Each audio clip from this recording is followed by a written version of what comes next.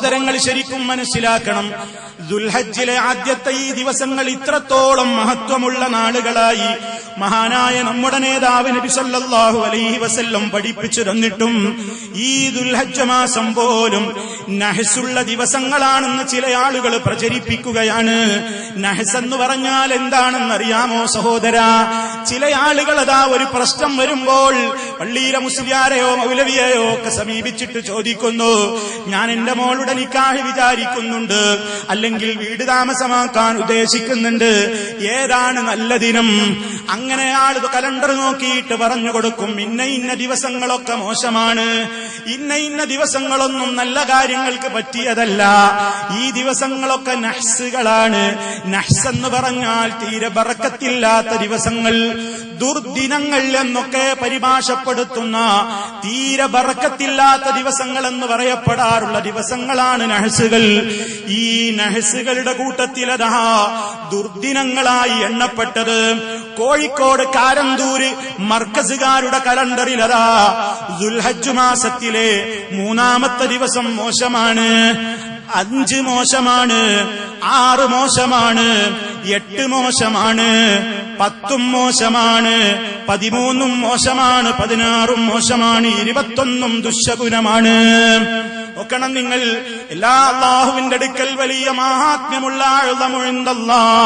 അള്ളാഹുവിന്റെ അടുക്കൽ ഏറ്റവും മഹത്വമുള്ളതെന്ന് അറിയപ്പെട്ട ദുൽഹജ്ജിലെ ആദ്യത്തെ 10 ദിവസങ്ങളിൽ 5 ദിവസവും ഇവർക്ക് മോശമാണ്.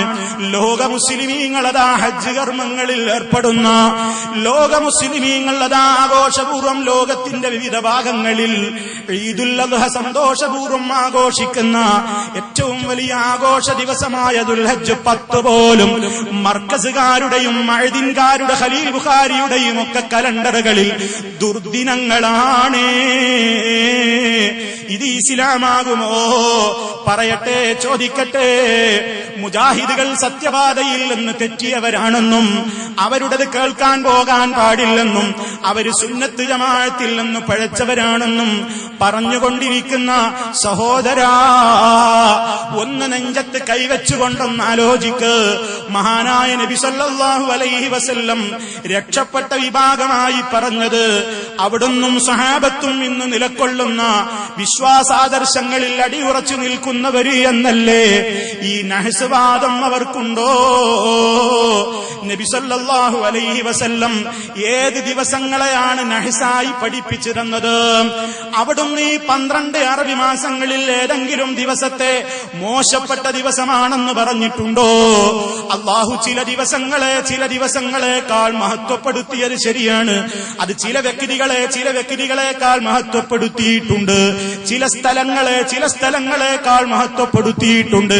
അതിന്റെ അർത്ഥം മഹത്വപ്പെടുത്താത്ത സ്ഥലങ്ങളോ വ്യക്തികളോ ആളുകളോ മോശക്കാരാണെന്നല്ല.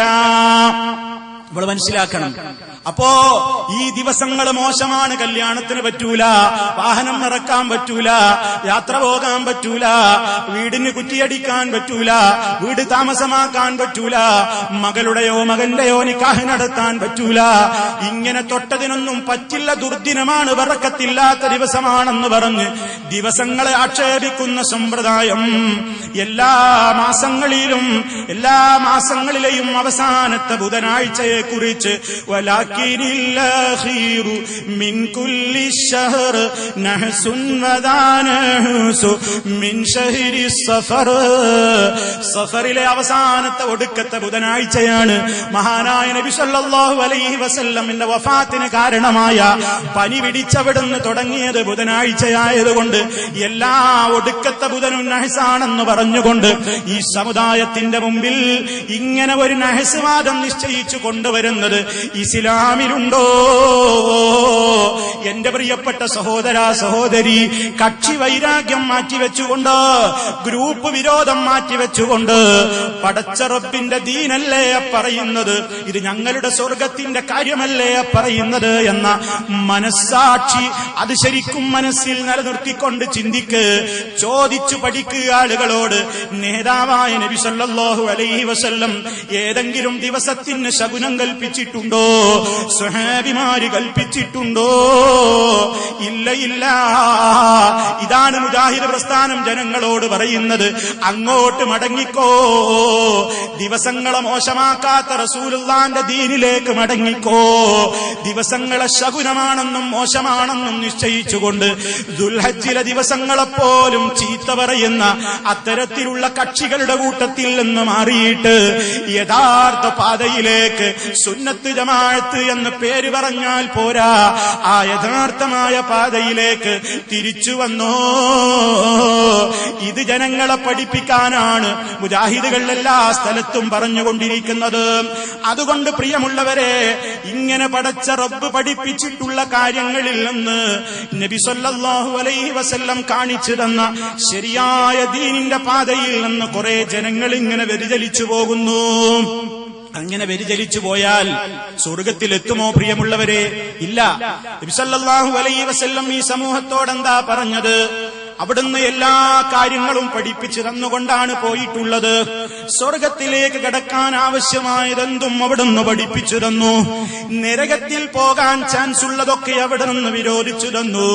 എന്നിട്ട് അവിടുന്ന് പറഞ്ഞല്ലോ, മൻ അഹ്ദസ ഫീ അംരിനാ ഹാദാ മാ ലൈസ മിൻഹു ഫഹുവ റദ്ദുൻ. നമ്മുടെ ഈ ദീനിന്റെ കാര്യത്തിൽ ആരെങ്കിലും പുതിയത് വല്ലതും ഉണ്ടാക്കിയാൽ, അതിൽ പെടാത്ത വല്ലതും ഉണ്ടാക്കിയാൽ അവനെയും അവൻ കൊണ്ടുവന്ന ആശയത്തെയും തള്ളണം. ഇനിയും നോക്കൂ, സമാനമായ മറ്റൊരു ഹദീസ്, മൻ അമില അമലാ, ആരെങ്കിലും ഒരു പ്രവൃത്തി പ്രവർത്തിച്ചാൽ, ആരെങ്കിലും ഒരു കർമ്മം ചെയ്താൽ, എങ്ങനത്തെ കർമ്മം? ലൈസ അലൈഹി അംറുനാ, അക്കാര്യത്തിന് നമ്മുടെ കൽപ്പനയില്ല, നാം കൽപ്പിക്കാത്ത, നാം പഠിപ്പിച്ചിട്ടില്ലാത്ത, നാം മനസ്സിലാക്കി കൊടുത്തിട്ടില്ലാത്ത ഒരു കാര്യം ആരെങ്കിലും ദീനെന്ന നിലക്ക് മനസ്സിലാക്കി അത് പ്രവൃത്തിപദത്തിൽ കൊണ്ടുവന്നാൽ ഫഹുവ റദ്ദുൻ, കൊണ്ടുവന്നവനെയും തള്ളിക്കോ, അവൻ കൊണ്ടുവന്ന ആശയത്തെയും തള്ളിക്കോ. ഇത് നബി സല്ലല്ലാഹു അലൈഹി വസല്ലം പറയുന്നു. ഓരോ കക്ഷിയും പറയുന്നു, ഇതിന്റെ ആളുകൾ ഞങ്ങളാണ് നബി തങ്ങൾ പഠിപ്പിച്ച പാതയിലെന്ന്. ഓരോ തർക്ക വിഷയങ്ങളുണ്ടാകുമ്പോഴും ചിന്തിച്ചു നോക്കൂ, നബി സല്ലല്ലാഹു അലൈഹി വസല്ലം പഠിപ്പിക്കാത്ത പലതും രംഗത്ത് വരികയാണ്. ഇല്ലാത്ത വാദങ്ങളുമായി ആരാണിവിടെ രംഗത്ത് വന്നത്? മഹാനായ റസൂൽ കരീം സല്ലല്ലാഹു അലൈഹി വസല്ലം പഠിപ്പിച്ചിട്ടില്ലാത്ത എത്രയോ നിസ്കാരങ്ങൾ ഈ സമൂഹത്തിലേക്ക് കൊണ്ടുവന്നവരുണ്ട്, എത്രയോ നോമ്പുകൾ ഈ സമൂഹത്തിലേക്ക് കൊണ്ടുവന്നവരുണ്ട്. നിങ്ങൾ നോക്കൂ, ശഅബാൻ 15 അന്ന് ബറാത്ത് എന്ന പേരിൽ ഒരു രാവാഘോഷിച്ചിട്ട് ആ രാത്രിയിൽ പ്രത്യേകമായി 100 റക്അത്ത് നിസ്കാരത്തിന്റെ പുണ്യം ജനങ്ങളെ ചില മുസ്ലിയാക്കന്മാര് പഠിപ്പിക്കുന്നില്ലേ? നിങ്ങളൊന്ന് ചോദിച്ചു നോക്കൂ, അല്ലാഹുവിന്റെ റസൂലിന്റെ ഏത് ഹദീസിലായി ഈ പുണ്യമുള്ളത്? ഏത് സ്വഹാബികളാ അത് റിപ്പോർട്ട് ചെയ്തത്? നിങ്ങൾ ചിന്തിക്കാൻ വേണ്ടി പറയുകയാണ്. ഇവിടെ പുത്തൻവാദികൾ മുജാഹിദുകൾ എന്നല്ലേ പ്രചരിപ്പിക്കുന്നത്? എന്ത് പുത്തൻവാദമാ മുജാഹിദുകളിൽ ഉള്ളത്? മറിച്ച് നിങ്ങൾ നോക്കൂ, നബി സല്ലല്ലാഹു അലൈഹി വസല്ലമിന് പരിചയമില്ലാത്ത നിസ്കാരം, അവിടുന്ന് പഠിപ്പിച്ചിട്ടില്ലാത്ത നോമ്പുകൾ, അവിടുന്ന് പഠിപ്പിച്ചിട്ടില്ലാത്ത ദിക്റുകൾ ഇസ്ലാം എന്ന പേരിൽ ഈ സമൂഹത്തിലേക്ക് കൊണ്ടുവന്നവരാരാണ്? പരാത്തരാവെന്ന പേരിലുള്ള രാവിൽ 100 റക്അത്ത് നിസ്കാരം നിർമ്മിച്ചുണ്ടാക്കി, എന്നിട്ടതിന്റെ പുണ്യവും പറഞ്ഞുണ്ടാക്കി. അത് ഇസ്ലാമിൽ പെടുമോ? നബിതങ്ങൾ പഠിപ്പിച്ച ഹദീസ് ഒന്ന് വായിക്കൂ. സ്വഹാബിമാർ ആരാണത് റിപ്പോർട്ട് ചെയ്തതെങ്കിൽ ആ റിപ്പോർട്ട് ചെയ്ത സ്വഹാബിയെ ഒന്ന് പറയൂ. സാധ്യമല്ല. കാരണം ഒരില്ലാത്ത നിസ്കാരമാണത്. അതുപോലെ ഇല്ലാത്ത നോമ്പുകൾ ഉണ്ടാക്കിയില്ലേ? അമ്മദാ സ്പെഷ്യൽ ഒരു നോമ്പ് നോൽക്കുന്നു. സഹോദരങ്ങളെ, മഹാനായ റസൂൽ കരീം സല്ലല്ലാഹു അലൈഹി വസല്ലം കാണിച്ചു തന്നിട്ടില്ലാത്ത വിശ്വാസങ്ങളും ആചാരങ്ങളും അനുഷ്ഠാനങ്ങളും ഈ സമൂഹത്തിലേക്ക് കൊണ്ടുവന്ന് അവരെ യഥാർത്ഥമായ പാതയാണ് ഞങ്ങളുടെ കയ്യിലെന്ന് തെറ്റിദ്ധരിപ്പിച്ച് മറ്റൊരു പാതയിലേക്ക് കൊണ്ടുപോകുന്നതിന്റെ അപകടം, അതാണ് നമ്മൾ പറഞ്ഞു വരുന്നത്. നിങ്ങൾ നോക്കൂ, ഇല്ലാത്ത നമസ്കാരങ്ങൾ, അതുപോലെ തന്നെ കൃത്യമായി മനുഷ്യൻ നിർവഹിക്കേണ്ടുന്ന പല നമസ്കാരങ്ങളെ സംബന്ധിച്ചും യഥാർത്ഥത്തിലുള്ള ബോധവൽക്കരണം നടത്താതെയും, നോമ്പ് ശരിയായ രൂപത്തിലുള്ള നോമ്പുകളുടെ കാര്യത്തിൽ കണിശതയില്ലാതെ, ഇല്ലാത്ത നോമ്പുകളുടെ കാര്യത്തിൽ വലിയ കണിശതയും വാശിയും വെച്ച് പുലർത്തിക്കൊണ്ട് സമൂഹത്തിലെ ആളുകൾ നീങ്ങുകയാണ്. അവർക്ക് ബറാത്ത് നോമ്പ് വലിയ പ്രാധാന്യമാണ്, മേറാജ് നോമ്പ് വലിയ പ്രാധാന്യമാണ്. ഇസ്രാ മേറാജ് ആരുടെ ജീവിതത്തിലാ ഉണ്ടായത്? മഹാനായ റസൂൽ കരീം സല്ലല്ലാഹു അലൈഹി വസല്ലമിന്റെ ജീവിതത്തിലുണ്ടായ അത്ഭുതകരമായ യാത്രയുണ്ടായ നേതാവ്. എന്റെ യാത്രയുടെ ദിവസം ഇന്നതാണെന്നോ ആ ദിവസത്തിന്റെ സ്മരണയായി നിങ്ങൾ സുന്നത്ത് നോമ്പെടുക്കണമെന്നോ അവിടുന്ന് പഠിപ്പിച്ചതായി ഒരൊറ്റ ഹദീസിലും വന്നിട്ടില്ല.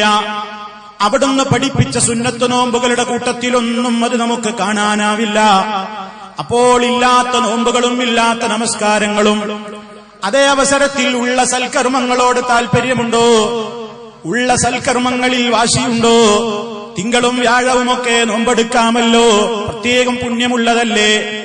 അതേ, ഈ ദുൽഹജ്ജ് മാസത്തിൽ തന്നെയും ഈ തുടക്കത്തിലെ ആദ്യത്തെ ദിവസങ്ങൾ ഏറെ അല്ലാഹുവിങ്കലേക്ക് സൽക്കർമ്മത്തിന് പ്രത്യേകം പ്രാധാന്യമുള്ള ദിവസങ്ങൾ എന്ന നിലക്ക് നോമ്പുകളും നമുക്ക് ഉൾപ്പെടുത്താമല്ലോ, നോമ്പും എടുക്കാമല്ലോ.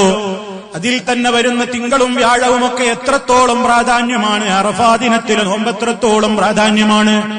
ഇതൊന്നുമല്ല കണിശത മേറാജ് നോമ്പിനാണ്.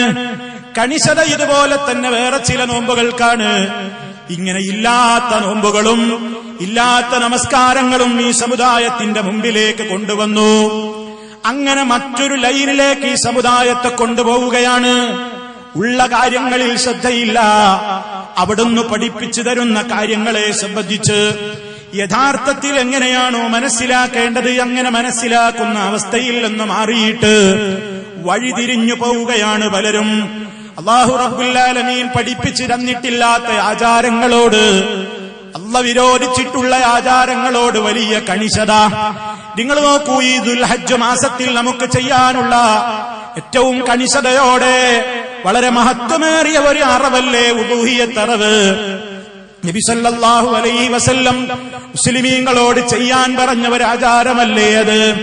ഖലീലുല്ലാഹി ഇബ്രാഹിം അലൈഹിസ്സലാം ഇസ്മായിൽ അലൈഹിസ്സലാം എന്ന മോനെ അറുക്കാൻ കൊണ്ടുപോയ ത്യാഗത്തിന്റെ ഓർമ്മകൾ പുതുക്കുന്ന ആ ഉദൂഹിയത്ത് എന്ന് പറയുന്ന അറവ് ഇസ്ലാം നമുക്ക് അല്ലാഹുവിന് വേണ്ടി നിശ്ചയിച്ചു തന്നിട്ടുള്ള അറവാണത്.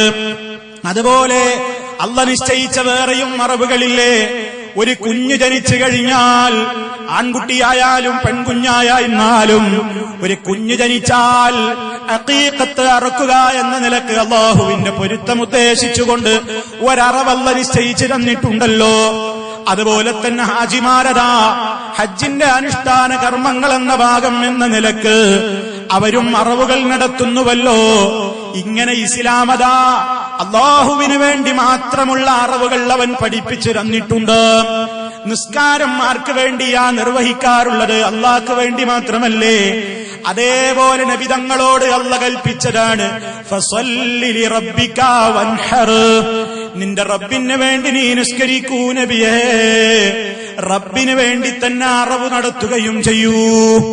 അറവ് അല്ലാഹ്ക്ക് വേണ്ടി മാത്രമേ നടത്താൻ പാടുള്ളൂ. പടച്ച റബ്ബല്ലാത്തവരുടെ പ്രീതി ഉദ്ദേശിച്ചുകൊണ്ട്, അല്ലാഹുവല്ലാത്തവരിൽ നിന്ന് പുണ്യം പ്രതീക്ഷിച്ചുകൊണ്ട് പലർക്ക് വേണ്ടിയും ധാരാളം അറവുകൾ ഉണ്ടായിരുന്ന ഒരു കാലത്താണ് നേതാവായ മുഹമ്മദുർ റസൂലുള്ളാഹി സ്വല്ലല്ലാഹു അലൈഹി വസല്ലം വന്നുകൊണ്ട് ഈ ആദർശം പഠിപ്പിക്കുന്നു. ലഅനല്ലാഹ് മൻ ദബഹ ലിഗൈരില്ലാഹ്, അല്ലാഹ് ശപിച്ചിരിക്കുന്നു. ആരെയാണ് അല്ലാഹ് ശപിച്ചത്? മൻ ദബഹ ലിഗൈരില്ലാഹ്, അല്ലാഹ് അല്ലാത്തവർക്ക് വേണ്ടി അറവ് നടത്തിയവനെ അല്ലാഹ് ശപിച്ചിരിക്കുന്നു. അല്ലാഹു അല്ലാത്തവർക്ക് വേണ്ടിയുള്ള അറവുകൾ ജാഹിലിയ്യത്തില്ലതാ പല നേർച്ച മൃഗങ്ങളും ഉണ്ടായിരുന്നു അവരുടെ കാലത്ത്. അവര് വിളിച്ചു പ്രാർത്ഥിച്ച് ആരാധിച്ചു കൊണ്ടിരിക്കുന്ന ആളുകളുടെ പേരിൽ അതേ അഴിച്ചുവിട്ടിരുന്ന കുറെ മൃഗങ്ങൾ അവർക്കുണ്ടായിരുന്നു, ബലിമൃഗങ്ങൾ. അവർക്കവർ പ്രത്യേകം പേരുകളും പറഞ്ഞിരുന്നു. ആ പേരുകളെയൊക്കെ ഖുർആൻ വിമർശിക്കുകയാണ്, അവരുടെ ആ പണിയെ അല്ലാഹ് ആക്ഷേപിക്കുകയാണ്. അത് കളവാണെന്ന് പറഞ്ഞുകൊണ്ട് അതിനെ എതിർക്കുകയാണ്. മാ ജഅലല്ലാഹു മിൻ ബഹീറത്തിൻ വലാ സായിബത്തിൻ വലാ വസീലത്തിൻ വലാ ഹാം വലാകിന്നല്ലദീന കഫറൂ യഫ്തറൂന അലല്ലാഹിൽ കദിബ്. ബഹീറത്തിനെയോ സായിബത്തിനെയോ വസീലത്തിനെയോ ഹാമിനെയോ അല്ലാഹ് നിശ്ചയിച്ചതെന്നതല്ല. അവിശ്വാസികൾ അല്ലാഹുവിന്റെ പേരിൽ കള്ളം കെട്ടി പറയുകയാണ്. അവര് ചില നേർച്ച മൃഗങ്ങളെ ബലിമൃഗങ്ങളാക്കി വിട്ടുകൊണ്ട് ആ മൃഗങ്ങൾക്ക് അവര് പേരിട്ടു. ഒട്ടകങ്ങൾക്ക് അവര് പേരിട്ടു ബഹീറത്ത്, സായിബത്ത്, വസീലത്ത്, ഹാം എന്നൊക്കെ അവര് പേരുകളിട്ടു. ആ മൃഗങ്ങളെ പിന്നെ ഒഴിഞ്ഞിട്ട് കഴിഞ്ഞാൽ അതിന്റെ പുറത്ത് പിന്നെ അവര് സവാരി ചെയ്യൂല. മറ്റ് മൃഗങ്ങളെ പോലെയല്ല ഈ ഒഴിഞ്ഞിട്ട മൃഗങ്ങളെ പിന്നെ അവര് കാണുന്നത്. ആ മൃഗങ്ങളെ പിന്നെ സവാരിക്ക് ചെയ്യൂല. അതുപോലെ തന്നെ അവയുടെ പാല് കറന്നെടുത്ത് കുടിക്കുന്നതും അവയെ അറുത്താൽ ഭക്ഷിക്കുന്നതുമൊക്കെ സമൂഹത്തിലെ ആണുങ്ങൾക്കേ പറ്റൂ, പെണ്ണുങ്ങൾക്കിത് പറ്റില്ല. ഈ രൂപത്തിലൊക്കെ ഒരുപാട് പുത്തൻ നിയമങ്ങൾ ഉണ്ടാക്കിയിട്ട് അവര് ചില ബലിമൃഗങ്ങളെ മാറ്റിവെക്കാറുണ്ടായിരുന്നു. അങ്ങനെ നേർച്ച നേരുന്നൊരു സമ്പ്രദായം അവർക്കുണ്ടായിരുന്നു. അല്ലാഹു റബ്ബുൽ ആലമീൻ നബി സല്ലല്ലാഹു അലൈഹി വസല്ലമിലൂടെ അതിനെ ശക്തമായി ആക്ഷേപിച്ചുകൊണ്ട് പറഞ്ഞു, ലഅനല്ലാഹു മൻ ദബഹ ലിഗൈരില്ലാഹ്. അല്ലാഹുവല്ലാത്തവർക്ക് വേണ്ടി അറവ് നടത്തിയവനെ അല്ലാഹു ശപിച്ചിരിക്കുന്നു. ഇന്നും ഇതാ ജനങ്ങൾക്ക് എന്തൊരാവേശമാണ്. അല്ലാഹുവിന്റെ പേരിലുള്ള അറവുകൾ നാടുകളിൽ വലിയ ആവേശമില്ല. ദുൽഹജ്ജ് 10-നോ 11-നോ 12-നോ 13-ന്റെ അന്ന് അസ്തമിക്കുന്നതിന്റെ മുമ്പോ നിർവഹിക്കാവുന്ന അല്ലാഹുവിന്റെ പൊരുത്തം മാത്രം ഉദ്ദേശിച്ചുകൊണ്ടുള്ള ഉദൂഹിയത്ത് എന്ന അറവ് നാട്ടുകാരിൽ പലർക്കും പരിചയമുണ്ടായത് തന്നെ അടുത്ത കാലത്താണ്. ഇപ്പോഴും അത് നിർവഹിക്കുന്നുണ്ടെങ്കിൽ തന്നെ ഒരു 2, 3, 4 ഒക്കെ പോത്തുകളെ അറുത്തേക്കും, അല്ലെങ്കിൽ മൂരികളെ അറുത്തേക്കും. അതേ അവസരത്തിലതാ രാമന്തളിയിലെ ശുഹദാക്കളുടെ പേരിൽ എത്ര എണ്ണത്തെയാ അറുക്കാറുള്ളത്? മുഹീദ്ദീൻ ശൈഖിന്റെ പേരിൽ എത്ര എണ്ണത്തെയാ അറുക്കാറുള്ളത്? ഓ സഹോദരാ, ചിന്തിക്ക്. പറയുമ്പോ പറയും ഞങ്ങളാരും ബിസ്മി രാമന്തളി ശൈഖ് എന്ന് പറഞ്ഞിട്ടല്ല അറുക്കുന്നത്, ബിസ്മി ശൈഖ് മുഹ്യിദ്ദീൻ എന്ന് പറഞ്ഞുകൊണ്ടല്ല ഞങ്ങൾ അറുക്കുന്നത്, ഞങ്ങൾ ബിസ്മില്ലാ എന്ന് പറഞ്ഞിട്ടല്ലേ അറുക്കുന്നത്. നിങ്ങൾ എന്ത് പറഞ്ഞിട്ടെന്താ? പുണ്യം ഉദ്ദേശിക്കുന്നത് അല്ലാഹുവിങ്കൽ നിന്നല്ലല്ലോ, ബറക്കത്ത് ഉദ്ദേശിക്കുന്നത് ശുഹദാക്കൾ എന്ന് പറയപ്പെടുന്നവരിൽ നിന്നല്ലേ, മുഹ്യിദ്ദീൻ ശൈഖിൽ നിന്നല്ലേ. ഇങ്ങനെ മറ്റു പലർക്കുമായി ധാരാളം അറവുകൾ വാശിയോടുകൂടി 10, 14, 25 ഒക്കെ മൃഗങ്ങളെ ബലിയർപ്പിക്കുമ്പോൾ അള്ളാഹുവിന് വേണ്ടിയുള്ള അറവുകൾ സമൂഹത്തിൽ കുറഞ്ഞു വരികയാണ്. അതുകൊണ്ട് ഞാൻ എന്റെ സഹോദരങ്ങളോട് ഓർമ്മപ്പെടുത്തുന്നു, പടച്ച റബ്ബിന്റെ പൊരുത്തം മാത്രം ഉദ്ദേശിച്ചുകൊണ്ടുള്ള ഉദൂഹിയത്ത് കർമ്മത്തിൽ നിങ്ങൾ ആവേശം കാണിക്കണം, അതിൽ വലിയ താല്പര്യം കാണിക്കണം. അത് അള്ളാഹുവിന്റെ അടുക്കൽ നമുക്ക് വലിയ പ്രതിഫലമായിട്ട് രേഖപ്പെടുത്തപ്പെടും. നാം അറുക്കുന്ന മൃഗത്തിന്റെ മാംസമോ രക്തമോ അല്ല അള്ളാഹുവിങ്കലേക്ക് എത്തുന്നത്. ലയ്യനാലല്ലാഹ ലുഹൂമുഹാ വലാ ദിമാഉഹാ. നിങ്ങൾ അറുക്കുന്ന മൃഗങ്ങളുടെ രക്തങ്ങളോ മാംസങ്ങളോ അല്ല അല്ലാഹുവിൽ എത്തുന്നത്. വലാകിൻ യനാലുഹു തഖ്വാ മിൻകും. നിങ്ങളിൽ നിന്നുള്ള തഖ്വാബോധമാണ് റബ്ബ് പരിഗണിക്കുന്നത്. ആർക്ക് വേണ്ടിയാ അറുത്തത്? ആരുടെ പുണ്യമാ ഉദ്ദേശിച്ചത്? എന്ത് ലക്ഷ്യമാണ് പിന്നിൽ കണ്ടത്? ഇത് അല്ലാഹു അറിയുന്നുണ്ട്. ആ നിലയ്ക്ക് എല്ലാ ആളുകളും പ്രിയമുള്ളവരെ ഒന്നുകിൽ സ്വന്തമായിട്ടോ അതല്ലെങ്കിൽ ഷെയർ ചേരാവുന്ന ഒരു മൃഗത്തിൽ 7 ആളുകൾക്ക് വരെ ആടല്ലാത്ത മൃഗങ്ങളിൽ ഷെയർ ചേർന്നുകൊണ്ട് എല്ലാ നാടുകളിലും വളരെ സജീവമായി നിലനിർത്തേണ്ടുന്ന റബ്ബിന് വേണ്ടിയുള്ള ഈ ഉദൂഹിയത്ത് അറവ് ഇതൊരിക്കലും മറന്നു പോകരുത്. അതുദ്ദേശിക്കുന്നവരോട് നബി സല്ലല്ലാഹു അലൈഹി വസല്ലം ഒരു കാര്യവും പഠിപ്പിച്ചു. നിങ്ങൾ ദുൽഹജ്ജ് മാസത്തിൽ പ്രവേശിച്ചു കഴിഞ്ഞാൽ നിങ്ങളിൽ ഒരാൾ ഉദൂഹിയത്ത് ഉദ്ദേശിക്കുന്നുണ്ടെങ്കിൽ ആ അറവ് നിർവഹിക്കപ്പെടുന്നത് വരെ അവൻ നഖമോ മുടിയോ നീക്കം ചെയ്യരുത്. നഖമോ മുടിയോ നീക്കം നീക്കം ചെയ്യാതെ ഉലൂഹിയത്ത് കർമ്മം നിർവഹിക്കപ്പെടുവോളം കാത്തു നിൽക്കൽ വളരെയേറെ പുണ്യമുള്ള കാര്യമാണ്. സാന്ദർഭികമായി ഓർമ്മപ്പെടുത്തുന്നു. ഇതൊന്നും ഇന്ന് മുസ്ലിമീങ്ങൾക്ക് പലർക്കും അറിഞ്ഞുകൂടാ. അവർക്ക് ബദരീങ്ങളുടെ പേരിൽ പോത്തിനെ അറുക്കുന്ന നിയമമറിയാം, ശൈഖിന്റെ പേരിൽ പോത്തിനെ അറുക്കാൻ നിയമമറിയാം, ഉള്ളാളത്തേക്കുള്ള കൂറ്റനെ നേർച്ചയാക്കാൻ അറിയാം. അതേ, ഓരോ പ്രദേശങ്ങളിലും പണ്ടൊക്കെ ധാരാളം കണ്ടിരുന്നു ചില കൂറ്റനാടുകൾ കഴുത്തിൽ ഒരു പണസഞ്ചിയും തൂക്കിക്കൊണ്ട് കടകളിലൊക്കെ കയറി തക്കാളിയും അരിയും ഒക്കെ തിന്നുന്ന ചില ആടുകൾ. ആ രൂപത്തിലുള്ള ആടുകൾ അതാ ഉള്ളാളത്തെ ദർഗയിലെ സയ്യിദ് മദനിയുടെ ഉറൂസിലേക്ക് നേർച്ചയാക്കപ്പെടുന്ന ആടുകൾ. നൂറുകണക്കിന് ആടുകളെ ഉറൂസിന്റെ ദിവസം കൊണ്ടുപോയിട്ട് കശാപ്പ് ചെയ്യുകയാണ്, അറവ് നടത്തുന്നു. പരിശുദ്ധ കഅബാലയത്തിന്റെ പരിസരത്ത് പോലും പടച്ച റബ്ബല്ലാത്തവരിൽ നിന്ന് പുണ്യമുദ്ദേശിച്ചുകൊണ്ട് ബലിയറുക്കുവാനുള്ള ബലിപീഠങ്ങളും ബലിക്കല്ലുകളും ഉണ്ടായിരുന്നല്ലോ. റബ്ബത് നിരോധിക്കുന്നു. അത്തരം മാംസങ്ങളെപ്പോലും മുസ്ലിമിന് നിഷിദ്ധമാക്കുന്നു. എന്താ കാരണം? മഹാന്മാര് ആദരിക്കപ്പെടേണ്ടവരാണ്, മഹത്തുക്കൾ ആദരിക്കപ്പെടേണ്ടവരാണ്. അവരോട് നമുക്ക് സ്നേഹവും മഹബത്തും നിലനിർത്തേണ്ടതാണ്. പക്ഷേ അതൊന്നും അള്ള വിരോധിച്ച കാര്യങ്ങൾ ചെയ്തുകൊണ്ടായിരിക്കരുത്, അവരെ വിളിച്ചു പ്രാർത്ഥിച്ചുകൊണ്ടായിരിക്കരുത്, അവർക്ക് നേർച്ച വഴിപാടുകൾ അർപ്പിച്ചുകൊണ്ടായിരിക്കരുത്. അവരോട് സങ്കടം പറഞ്ഞ് അവരെ വിളിച്ചുകൊണ്ട് അയാ ശുഹദാഉ ഇന്നാ ഖദ് قصدنا إليكم للإغاثة سائلينا أغيثونا إذا اشتدت علينا كرائب ليس فيها من يقينا. ഓ ശുഹദാക്കളെ, നിങ്ങളോട് ഞങ്ങളിതാ ആവശ്യപ്പെടുന്നു, ഞങ്ങളെ സഹായിക്കണം, ഞങ്ങളെ രക്ഷിക്കണം, ഞങ്ങളുടെ രോഗം ശിഫയാക്കണം, ഞങ്ങളുടെ പ്രയാസങ്ങളിൽ നിന്ന് മോചനം തരണം, ഞങ്ങളുടെ ബുദ്ധിമുട്ടുകൾ ഞങ്ങൾക്ക് അകറ്റിത്തരണം. നിങ്ങളോടല്ലാതെ ഞങ്ങൾക്കിത് പറയാനില്ല എന്ന് പറഞ്ഞുകൊണ്ട് അവരെ വിളിച്ചു തേടുന്നു. അതുപോലെ തന്നെ എല്ലാ ആളുകളെയും ഇങ്ങനെ കഷ്ടതകൾ നീങ്ങിക്കിട്ടാനും അതുപോലെ തന്നെ അനുഗ്രഹങ്ങൾ ലഭിക്കാനും മഹാത്മാക്കളോട് വിളിച്ചു തേടുന്നു, പ്രാർത്ഥിക്കുന്നു. അതാണ് അവരോട് സ്നേഹമുള്ളതിന്റെ ലക്ഷണം എന്ന് പറയുമ്പോൾ അല്ല, മഹത്തുക്കളോട് സ്നേഹമുണ്ടെങ്കിൽ അവരെ വിളിച്ചു പ്രാർത്ഥിക്കുകയല്ല വേണ്ടത്, അവരോട് നേർച്ച വഴിപാടുകൾ അവർക്ക് അർപ്പിക്കുകയല്ല വേണ്ടത്, അവരുടെ പേരിൽ ബലിയറുക്കുകയല്ല വേണ്ടത്. മഹാന്മാരാണെങ്കിൽ അവർ ഈ ലോകത്തിന് കാണിച്ചു തന്ന സത്യത്തിന്റെ പാതയനുസരിച്ചുകൊണ്ട് മുന്നോട്ട് പോയിട്ടാണ് നമ്മൾ അവരോട് സ്നേഹം കാണിക്കേണ്ടത്. ബദരീങ്ങളെ സ്നേഹിച്ചവരല്ലേ സ്വഹാബാ കിറാം? ആ സ്വഹാബാക്കളിൽപ്പെട്ടവർ തന്നെയായിരുന്നില്ലേ ബദരീങ്ങൾ? അതേ, അവരിൽ തന്നെയായിരുന്നില്ലേ ഉഹദീങ്ങൾ? ബദർ യുദ്ധത്തിൽ ഷഹീദുകളായ നേതാക്കന്മാർ, ഉഹദിൽ ഷഹീദുകളായ ശുഹദാക്കൾ, അവരുടെയൊക്കെ വഫാത്തിന്റെ ശേഷം നബി സല്ലല്ലാഹു അലൈഹി വസല്ലമും സഹാബത്തും പിന്നെയും കൊല്ലങ്ങളോളം ജീവിച്ചിട്ടില്ലേ? ബദരീങ്ങൾക്ക് വേണ്ടി എത്ര ഒട്ടകത്തെയാണ് അല്ലാഹുവിന്റെ റസൂലും സഹാബത്തും നേർച്ചയാക്കി വിട്ടത്? ബദരീങ്ങളുടെ പേരിൽ എത്ര ഒട്ടകങ്ങളെയാണ് അവരെന്ന് അറുത്തത്? എത്ര ആടുകളെയാണ് അവരെന്ന് അറുത്തത്?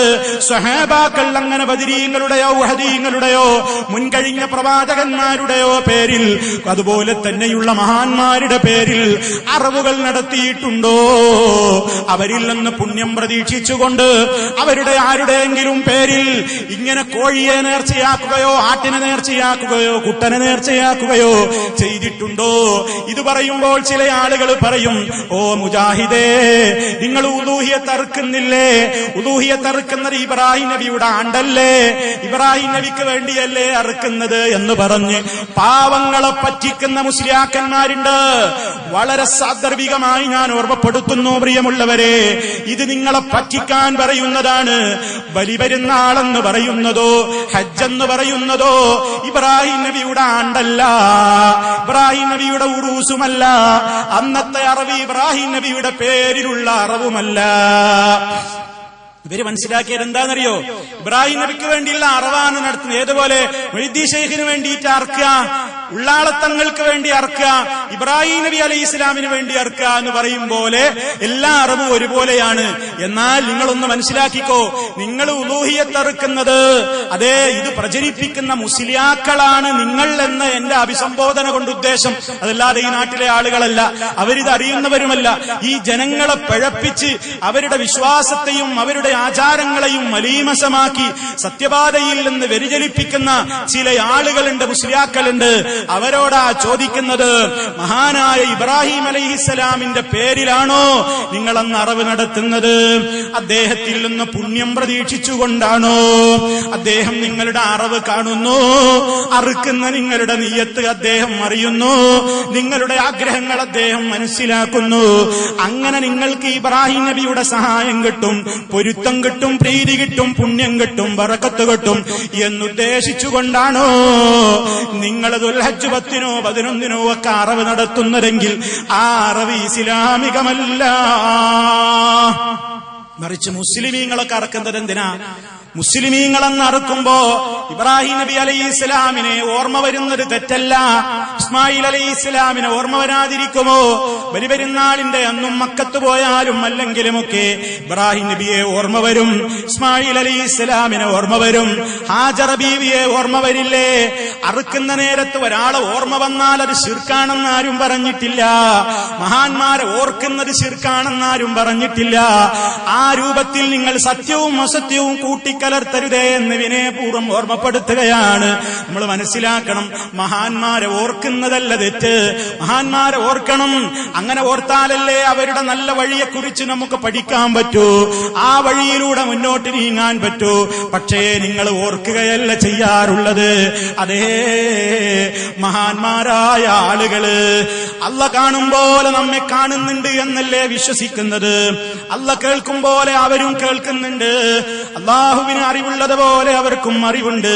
അള്ള അവർക്ക് അതിനൊക്കെ കഴിവുകൾ അങ്ങ് കൊടുത്തിരിക്കുകയാണ്. അതുകൊണ്ട് എല്ലാ സന്ദർഭങ്ങളിലും ഇബ്രാഹിം നബി അലൈഹിസ്സലാം അടക്കമുള്ള, ഇസ്മായിൽ നബി അലൈഹിസ്സലാം അടക്കമുള്ള മഹാന്മാരും അമ്പിയാക്കളുമൊക്കെ അവരുടെ ഖബറുകളിൽ എന്നതാ ഈ ലോകത്തേക്ക് ഇങ്ങനെ ഇറങ്ങി സഞ്ചരിക്കുന്നുണ്ട് പോലും. അവരിങ്ങനെ എല്ലായിടത്തും സഞ്ചരിക്കുന്നുണ്ട് പോലും. അവരെ വിളിക്കുന്നവരുടെ വിളി കേൾക്കുന്നുണ്ട് പോലും. അവരെ വിളിക്കുന്നവരുടെ ഉദ്ദേശം അവരറിയുന്നുണ്ട് പോലും. അതേ വിളിച്ചാൽ വിളിപ്പുറത്ത് അവര് ഹാജരാകുന്നു പോലും. അങ്ങനെയല്ലേ വിശ്വസിക്കുന്നത്? എല്ലാ അമ്പിയാക്കളോടും ഹാദിറാകാനല്ലേ പ്രാർത്ഥിച്ചുകൊണ്ടിരിക്കുന്നത്. അമ്പിയ കുല്ലും ഹാദിറോ ഔലിയ കുല്ലും ഹാദിറോ ഇമ്മജിലീസിൽ ഹാദിറോ. അമ്പിയാക്കളെ ഇവിടെ ഹാജരാകൂ, ഔലിയാക്കളെ ഇവിടെ ഹാജരാകൂ.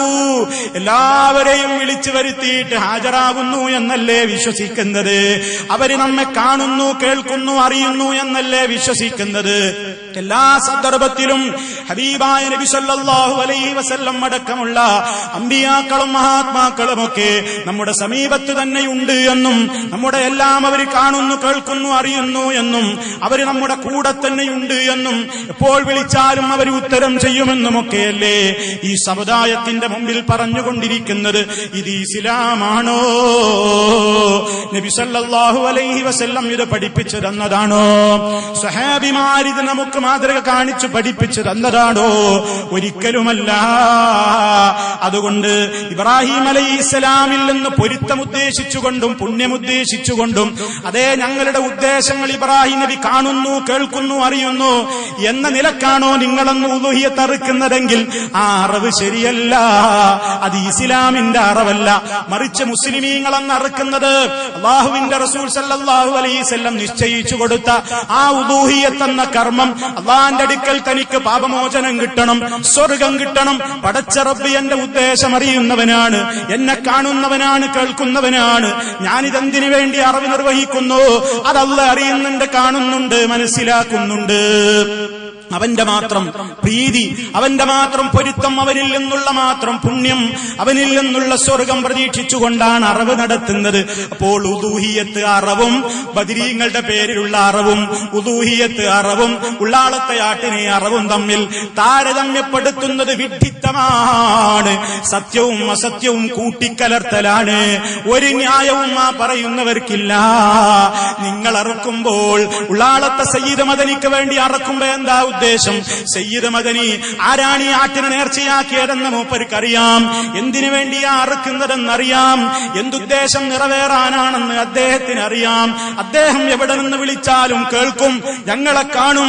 ഞങ്ങളുടെ മനസ്സിലെ വികാരങ്ങളെപ്പോലും കുപ്പിയാകത്തുള്ള വസ്തുവിനെ പോലെ കാണാൻ ഞാൻ നിങ്ങളുടെ കൽബകം എന്നോവർ കണ്ണിൽ കാണാത്തതും കൽബകത്തുള്ളതും കൺകൊണ്ടി കണ്ട പോൽ കാട്ടി പറഞ്ഞോവർ.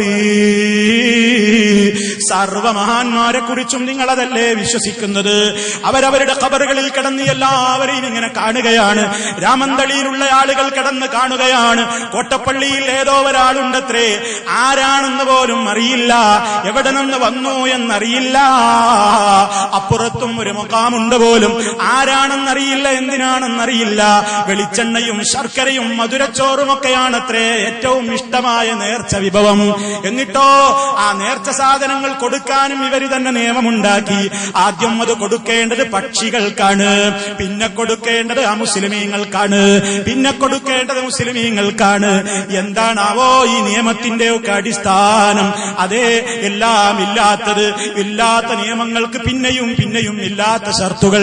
ഇങ്ങനെ പടച്ച റബ്ബല്ലാത്തവരുടെ പേരിലതാ നേർച്ചകളും വഴിപാടുകളും അർപ്പിച്ചുകൊണ്ട് അവർക്കും തേങ്ങയും അതുപോലെ തന്നെ അരിയും ജാഹിലിയ്യ കാലത്ത് അല്ലാഹുവല്ലാത്തവരിൽ നിന്ന് പുണ്യം പ്രതീക്ഷിച്ചുകൊണ്ട് കൃഷിഭവങ്ങളിൽ നിന്നും നാൽക്കാലീഭവങ്ങളിൽ നിന്നും ഓരോ വിഹിതങ്ങളെ മാറ്റിവെച്ചിരുന്ന അനിസ്ലാമികമായ സമ്പ്രദായങ്ങളെ ഈ സമൂഹത്തിലേക്കും ഇസ്ലാമിന്റെ പേരിൽ കൊണ്ടുവരുമ്പോൾ അരുത് മുസ്ലിമേ, ഇസ്ലാം പഠിപ്പിച്ചെടുത്ത് ഒതുങ്ങി നിന്നോളണം.